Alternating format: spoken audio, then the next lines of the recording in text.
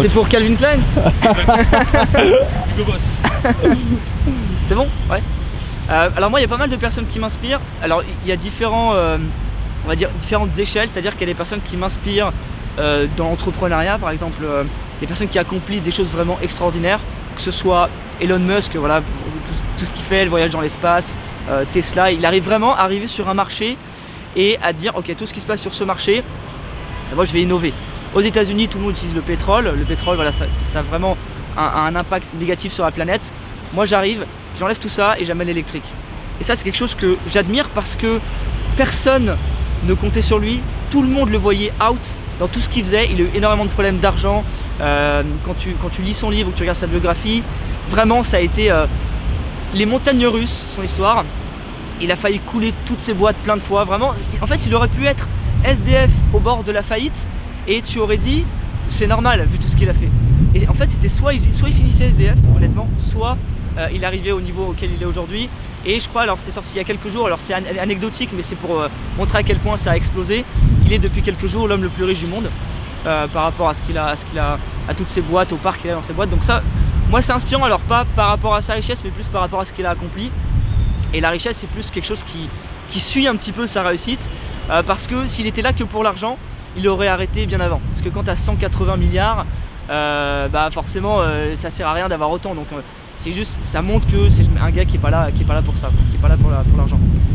Il y a aussi d'autres personnes qui m'inspirent. Alors moi ce qui m'inspire vraiment c'est les personnes qui ont une réussite dans un domaine, qui réussissent un projet, qui réussissent à faire quelque chose, peu importe le domaine, hein, ça peut être gravir l'Everest, ça peut être faire le tour du monde, traverser la Manche à la nage. Toutes ces personnes-là qui sont motivées et qui sont à fond dans leurs rêves, à fond dans leurs projets et qui veulent le faire quoi qu'il arrive. C'est pour ça que j'ai parlé d'Elon au début, parce que c'est ce qu'il a fait. Il avait une idée en tête, aller dans l'espace, et il l'a fait. Et Usain Bolt, il voulait battre tous les records, il l'a fait. Cristiano Ronaldo, il voulait battre tous les records, il l'a fait. Il y a des gens qui veulent traverser la Manche, ils y parviennent. D'autres qui veulent, voilà, peut-être voilà, faire le tour du monde, etc. Et ces personnes-là, elles m'inspirent énormément parce qu'elles vont au bout des choses, parce qu'elles persistent, elles persévèrent. Et ça, c'est pas donné à tout le monde aujourd'hui. Quand on voit beaucoup de personnes qui abandonnent avant même d'avoir fait le premier pas, on se dit que ces personnes-là, elles ont une force mentale qui est extraordinaire et qu'on devrait tous les suivre. Après, dans mon entourage, j'ai aussi des personnes qui m'inspirent. Ça peut être par des petits trucs du quotidien, ça peut être des gens de ma famille, par rapport à leur simplicité. C'est-à-dire que c'est des personnes qui sont heureuses dans ce qu'elles font tous les jours, dans les petites choses simples du quotidien. Moi, j'ai toujours besoin de faire des choses, d'être toujours dans l'action, d'aller chercher d'autres projets, voilà, vraiment de tout le temps dans l'action. Et il y a des personnes qui sont très heureuses en lisant un livre, en étant auprès du feu, en faisant une balade. Et moi j'ai du mal avec ça. Et je trouve ça vraiment intéressant parce que ça m'inspire en me disant qu'en fait, peut-être que je cours partout, mais que le bonheur il est juste là où je suis aujourd'hui, tu vois. Et ça je trouve ça vraiment inspirant. Et après voilà, il y a aussi des personnes avec qui je travaille qui m'inspirent.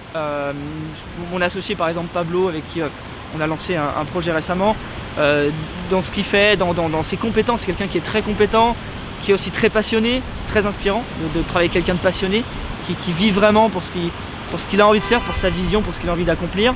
Et avec d'autres partenaires aussi avec lesquels je travaille, qui m'inspirent au quotidien, que ce soit dans les tâches qu'ils font aussi pour leur capacité de travail. Je travaille avec des personnes qui travaillent 12 heures par jour, ou 13 heures, ou même 15 heures, et qui sont jamais fatigués, ils font 7 heures, 22 heures. C'est très inspirant de se dire qu'il y a vraiment des gens qui ont envie d'accomplir leur projet. Et c'est très motivant, et moi mon but c'est vraiment d'essayer d'aider des personnes qui ont du mal à faire le premier pas, à se dire que tout est possible, il faut simplement y croire, et surtout passer à l'action. Tu parlais de la fatigue de ces gens-là, c'est quoi toi qui te fatigue dans ce que tu entreprends aujourd'hui? Alors moi ce qui me fatigue c'est justement la monotonie, c'est-à-dire quand c'est tout le temps pareil, quand je fais un projet et que je me rends compte au bout de plusieurs jours que c'est tout le temps la même chose, que y a pas de tâches différentes, que c'est tout le temps la même tâche. Et je commence à m'ennuyer, et quand l'ennui s'installe, ça me fatigue. Et je me sens fatigué, et c'est là que je sens qu'il y a besoin d'un renouveau. Donc soit je vais alimenter le projet et l'innover, faire de nouvelles choses, soit je vais aller chercher d'autres projets à ajouter à ce projet-là, donc aller chercher peut-être d'autres marchés, d'autres types de contenus, ou carrément créer un nouveau projet de toutes pièces, si évidemment j'ai des idées. Et c'est ce qui me permet vraiment de tout le temps innover et surtout d'avoir un pas d'avance sur la concurrence, parce que forcément quand tu as un petit peu de réussite, tu te fais copier, et quand tu te fais copier, eh ben, il faut toujours avoir un temps d'avance sur les personnes qui te suivent.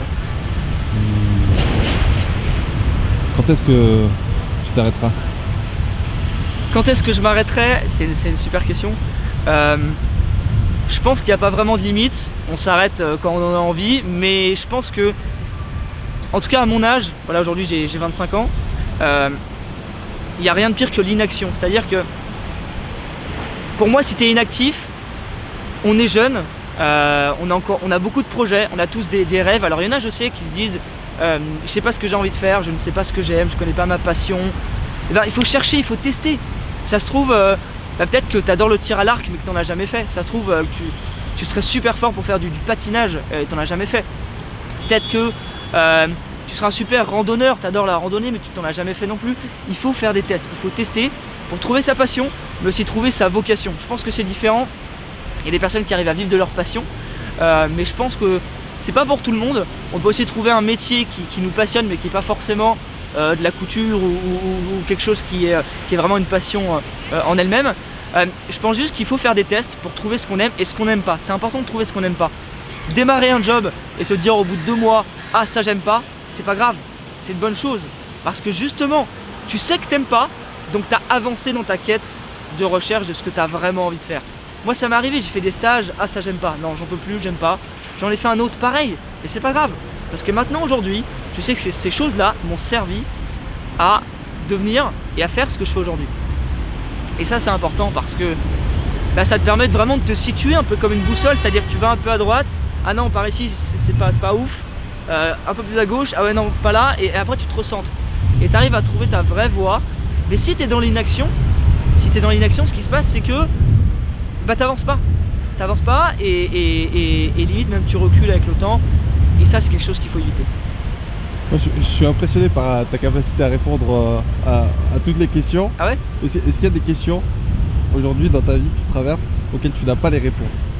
C'est-à-dire Est-ce qu'il y a des questions, des questionnements pour lesquels tu dis punaise, là j'ai pas la réponse, je suis bloqué? Ouais, par exemple, moi je suis très orienté sur l'avenir, donc par exemple qu'est-ce que je ferais dans 10 ans, tu vois, qui je serais. Alors j'ai déjà des idées, tu vois, je pense que c'est important de se projeter, de faire de la visualisation, de se dire dans 10 ans j'aimerais ressembler à ça. Je pense qu'aujourd'hui on est une personne, en fait on est 2 personnes, on est la personne qu'on est aujourd'hui et la personne qu'on a envie d'être. Et je pense que notre but dans la vie c'est d'essayer de se rapprocher de la personne qu'on a envie d'être. Donc par exemple quand t'aimes pas quelque chose et que tu sais que t'aimes pas et que t'as pas envie de le faire, là tu te rapproches un peu de la personne que tu as envie d'être. Et toi ton but ça va être de tirer cette personne vers toi et en même temps d'aller vers elle pour que tu deviennes la personne que tu as envie d'être. Donc à travers des projets, toutes ces choses là. Donc un truc intéressant à faire c'est par exemple tu vas noter sur une feuille tout ce que la personne que tu as envie d'être a ou est, et toi tu vas essayer d'avoir tout ça. Si par exemple c'est avoir 3 enfants, être marié, faire le tour du monde et avoir une maison aux Maldives par exemple, c'est un exemple, hein, on peut vraiment tout vouloir, et bien toi du coup tu sais que tu as besoin de ça pour être la personne que tu as envie de devenir, donc tu vas aller rechercher ça et tu vas aller dans cette quête d'aller chercher tous ces éléments qui vont faire que tu vas réussir à t'accomplir en devenant cette personne. Donc ça c'est un truc que tu peux faire, et c'est vrai que moi c'est ce que j'ai fait par exemple pour essayer de savoir qui je vais être dans 10 ans et ce que je vais faire. Après il y a des choses qui vont changer, qui vont venir sur mon chemin, je pense qu'il faut apprécier le chemin, et il y a des choses qui vont venir petit à petit. Mais c'est vrai que c'est quelque chose qui me questionne, en mode dans 10 ans je serai où quoi? Où est-ce que je serai? Et ça on n'a pas la réponse. Et si tu devais répondre au questionnement que toi tu te posais il y a 10 ans, ouais, tu te serais dit quoi? Alors il y a 10 ans j'avais 15 ans. Je pense qu'à cet âge-là, on est un peu jeune encore, mais on est un peu perdu, on se pose des questions, on est plus en mode, est-ce que je vais pouvoir jouer à la console ce soir? Je me suis pas posé cette question. Après c'est vrai que moi j'ai toujours eu un désir d'accomplir des choses, de réaliser des choses, d'accomplissement. Donc j'ai toujours eu de l'ambition. Après, je savais vraiment pas ce que je voulais faire il y a 10 ans. C'est-à-dire que j'étais vraiment en mode, la même question, qu'est-ce que je vais faire dans 10 ans? Et j'ai jamais eu la réponse il y a 10 ans. Mais ça s'est dessiné, c'est-à-dire qu'au début, je savais que j'avais de l'ambition et que je voulais vraiment accomplir des choses. Je ne savais pas quoi. Et du coup, j'ai tâtonné un peu, j'ai fait certaines études, j'ai fait certains stages, certains jobs. Puis je suis devenu entrepreneur. J'ai mis en place des business qui n'ont pas fonctionné ou que j'ai pas aimé. Et au fur et à mesure, je me suis aligné un petit peu avec ce que je fais aujourd'hui. C'est quoi le plus dur, la chose la plus dure auquel tu as fait face au cours de ces 10 premières années? Je pense que c'est ça, c'est une des choses les plus difficiles et je pense que c'est pour tout le monde pareil. Une des choses les plus difficiles et je pense que c'est pour tout le monde pareil, c'est le questionnement perpétuel. C'est-à-dire que tu te demandes tout le temps, est-ce que ce que je fais, c'est la bonne chose? Est-ce que le travail que j'ai actuellement, c'est le bon job? Est-ce que les études que je fais aujourd'hui, c'est les bonnes études? Est-ce que je deviens vraiment la personne que je dois être, que j'ai envie d'être? Et est-ce que je vais vraiment réussir à être heureux? Et je pense qu'on se pose toutes ces questions.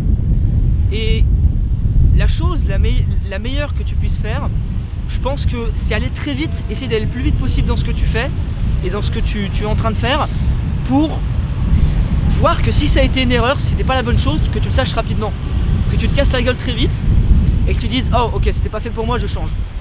Et moi c'est un truc que j'essaie de faire aujourd'hui, c'est-à-dire que quand je veux lancer un projet ou faire quelque chose, je le fais super vite, quitte à ce que ce soit moyennement bien fait. Et comme ça, je me rends vraiment compte rapidement si c'était pas fait pour moi ou si c'était pour moi. Donc mieux vaut aller rapidement selon toi que perdre son temps dans la réflexion? Parce que t'as des gens qui vont, par exemple, je te donne un exemple, t'as des gens qui vont patienter 2 ans avant de lancer un projet, qui vont se dire ok, il faut que je fasse ci, il faut que je fasse ça, ils vont bien établir toutes les étapes, ils vont bien travailler dessus, bien réfléchir, cogiter, et au bout de 2 ans ils vont se dire ah mais en fait non, non c'est pas fait pour moi. Alors que si tu t'étais dépêché, que tu l'avais lancé plus rapidement, même si c'était moins bien fait, tu te serais rendu compte au bout de 2 semaines, ah oui bah non c'est nul en fait, donc hop, et au moins tu peux passer au truc d'après, et tu perds pas 2 ans à te rendre compte que c'était pas fait pour toi. Et ça c'est un truc qui est crucial, je pense que ce soit dans l'entrepreneuriat comme dans la vie de tous les jours, te rendre rapidement compte que qu'un truc n'est pas adapté à ta personne.